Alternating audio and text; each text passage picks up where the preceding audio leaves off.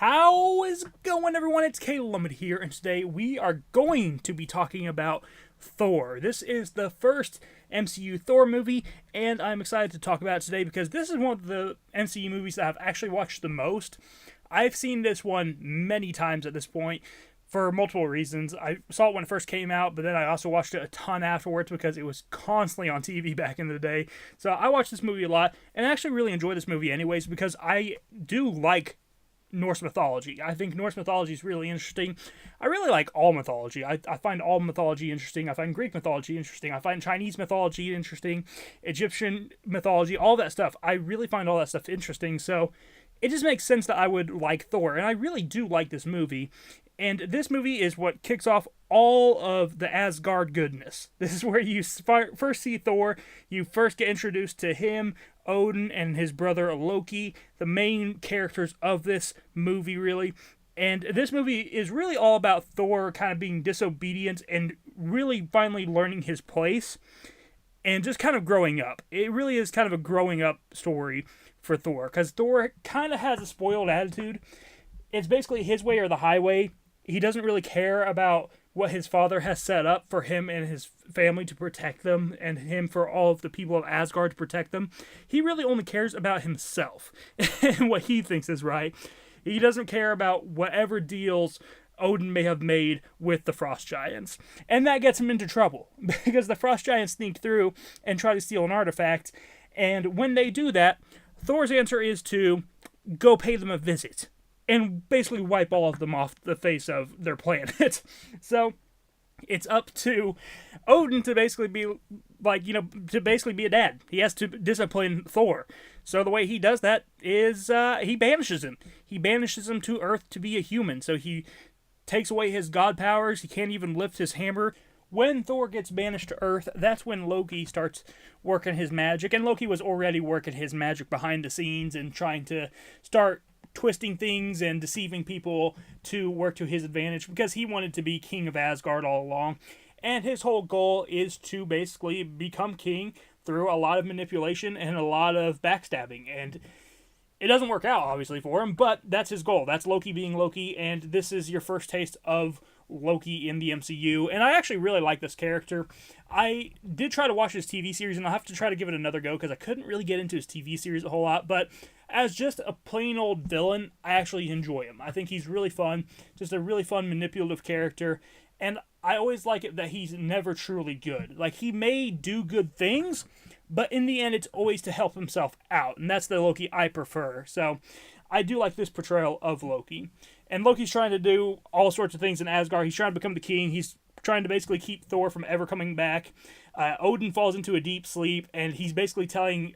he goes to Earth at one point and tells Thor that his father's dead, even though his father's really just in a coma.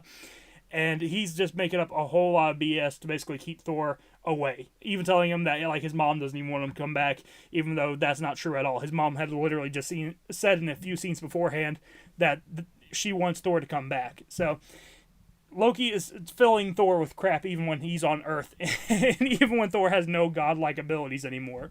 But while Thor is on Earth, he actually does meet a human. He meets a girl. I don't remember her name off the top of my head, if I'm being honest. I just call her Natalie Portman because the character's played by Natalie Portman. But he meets Natalie Portman, and they have their first real interaction, and you see this god from Norse mythology go onto an even playing field with humans and actually fall in love with a human, and you get a really cool relationship between Thor and Natalie Portman. It sounds so weird just saying her name. But while Thor is off schmoozing with Natalie Portman's character, by the way, I did look it up, it's Jane Foster. But while Thor is off schmoozing with Jane Foster, Loki's all up in Asgard causing problems, and there's still the threat of the Frost Giants looming. And this whole threat was really set up by Loki to begin with, and it's all a way to make Loki look better in the long run.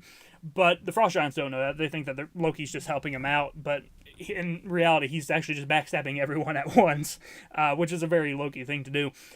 But you still have the threat of the Frost Giants, and Thor knows about it, and Thor's trying to get back because he still wants to help. He wants to save Asgard.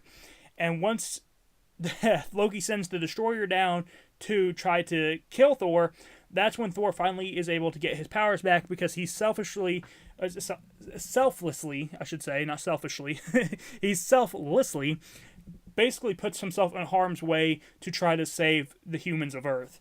So since he did that, he actually was worthy of his hammer again. He gets Mjolnir back, and he's able to go back to Asgard and stop Loki. And the fight scene between Thor and the Destroyer is actually really fun. I really love that fight scene. I love the fight scene just with all the gods fighting the Destroyer, because like all of Thor's friends also come to Earth to help him, and they're all just trying to help him defeat the Destroyer. And it's just a really fun fight scene. And I think the Destroyer is such a cool, I don't even know if I should call it character. I guess it's kind of a character. It's more of like a mechanism, you know, because it doesn't really seem like it's self-thinking. But it's still really cool. It's still a cool thing. I really like the Destroyer. I think that's a really cool object. And just the firepower that thing has is insane. When you see it just eradicate some of the frost giants at the beginning of the movie, it's pretty cool. And it's a really terrifying presence. So I really do like the Destroyer in this. And I think they did a great job portraying it and just making it seem like a legitimate threat against the gods. I mean, it looks like it could wipe them out like it's nothing, honestly. I do wish we would get to see it do a little bit more, maybe take out one of the gods, but still, I still enjoyed seeing it and seeing the fight scenes. The fight scenes are actually really good. Even Thor, when he's just a human and he's trying to get to Mjolnir the first time before he's actually worthy to pick up the hammer, him going through this shield base and just knocking out all these different shield agents that they've hired is actually a really cool fight scene. It's really cool, and I think Chris Hemsworth did a great job with all the, you know, just the fighting and the choreography and everything, and the acting is obviously really good as well. So I really liked all that. I think that stuff is really good. So, big fan of that. I think that's a lot of fun as well. And during that scene where you see Chris Hemsworth going through and fighting all these shield agents, you actually do get, I believe, your first glimpse at Hawkeye as well. Hawkeye's in this, and I don't think he was in any of the other movies so far. So this was the first time I actually got to see Hawkeye in the MCU, and I like Hawkeye. You just get a small little glimpse at him. But I do like you can already tell, like, his attitude is very much different than the rest of S.H.I.E.L.D. Like, at one point, he literally tells the dude, like, he's about to start rooting for Thor because Thor's kicking so much butt. So, I do like Hawkeye a lot. You can tell that he respects Thor because of how strong he is, and it's kind of like an underdog going in and just beating up everyone. He kind of respects that. So, yeah, you get a little bit of a taste of Hawkeye in this one. I do also gotta say is that the CGI and just the way that this movie looks is fantastic. Another great looking MCU movie. This, it shocks me, honestly, how good the MCU movies used to look. They looked so much better back in the day. Like, I don't know what has happened, but I really do think it's just the HDR is out of control now. I think they're trying to put too many colors into it and it's starting to look too cartoony, honestly. I really think that's the reason. But this movie looks fantastic. I love the way that this movie looks. It looks great, and I just think that this is, honestly, out of all the Phase 1 movies, except for the Avengers, because I'll have to go back and rewatch Avengers, I think this is the best looking Phase 1 MCU movie. This one looks really, really good. Asgard looks awesome. You know, the bridge, the Bifrost Bridge looks awesome. And just all the CGI around it looks awesome. When they go and fight the frost giants, that looks awesome. I love that part. I love seeing this big frost giant, like, beast just absolutely get destroyed by Thor. Like, that CGI is awesome. There's just a lot of cool looking scenes in this movie, and I really do think that this might be the best looking first phase MCU movie. This is a really good looking movie. But yeah, I love this movie. It's really fun. The music's also great. It also has one of my favorite characters, Heimdall's in this, and I love this character. I do wish you get to see him do more in this one, but still, he's still really cool. And I really like this character. And he comes through when it counts, I will say. So definitely like that as well. So there's just a lot of cool characters here. A lot of characters that you're already familiar with because of Norse mythology. But you're going to get a little bit of a different twist on them since it's a Marvel movie, which is always fun. So I really like this. I think it's still a really good movie. It holds up really well. And I highly recommend watching this movie. I really recommend, honestly, going through all of these movies again. I think it's fun. I'm actually glad that I'm doing it. I'm glad I'm going through all these movies again and watching them from, you know, the very beginning, because I just feel like I've missed out on rewatching these recently. I've missed out on a lot of the newer stuff that's come out.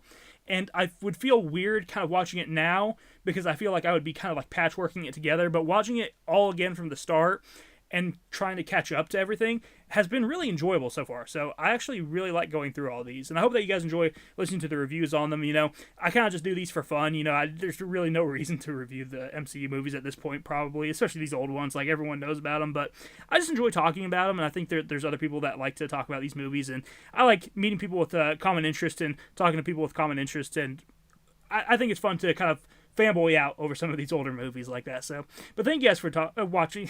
With that being said, thank you guys so much for watching. I hope that you enjoyed. If you did, hit the like button, subscribe button down below. Leave a comment down below and let me know what you think is the best Phase 1 Marvel movie. I think Thor is my personal favorite, at least out of all the standalone Marvel Phase 1 movies. I really like this one, and I've watched it so many times at this point that I'm just very familiar with it, so maybe that's partially why. But I really like the first Thor. I think it's really fun, and I like all the characters, and I just like the setting and the topics and everything. So I'll talk to you guys in the next one. You have a wonderful day. Bye-bye.